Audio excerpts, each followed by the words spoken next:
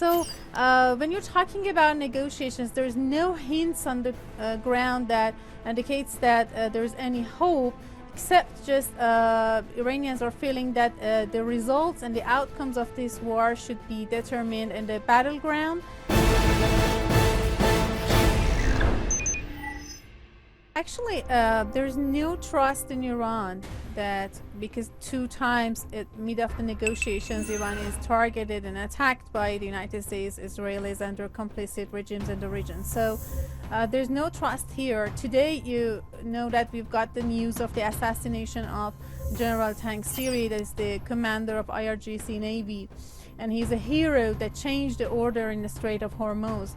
And also there's a sort of carpet bombing in the Iranian different cities. Residential places are bombarded, petrochemical centers, installations of oil and gas, I don't know, the nuclear even sites. So when you're talking about negotiations, there's no hints on the ground that indicates that there's any hope, except just Iranians are feeling that the results and the outcomes of this war should be determined in the battleground.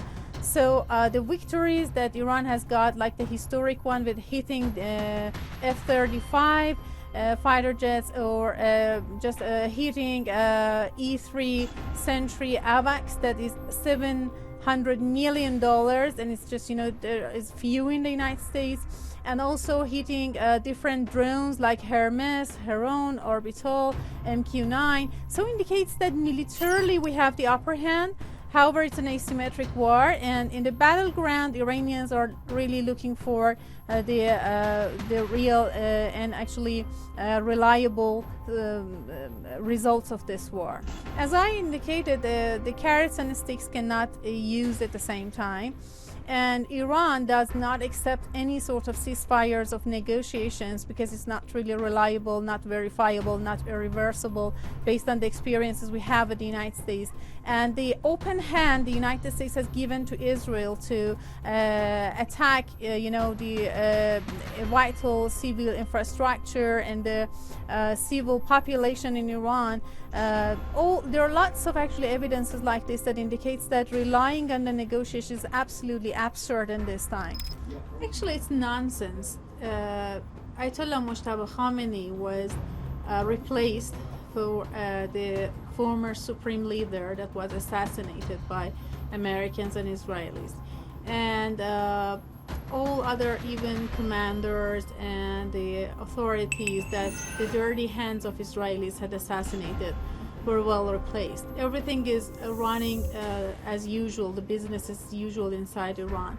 And the decision making has a focus, as Mr. Pezeshkian, the president, mentioned, and others authorities also declared, under the supervision of the new leader. So Trump is inconsistent and contradictory in his comments all the time.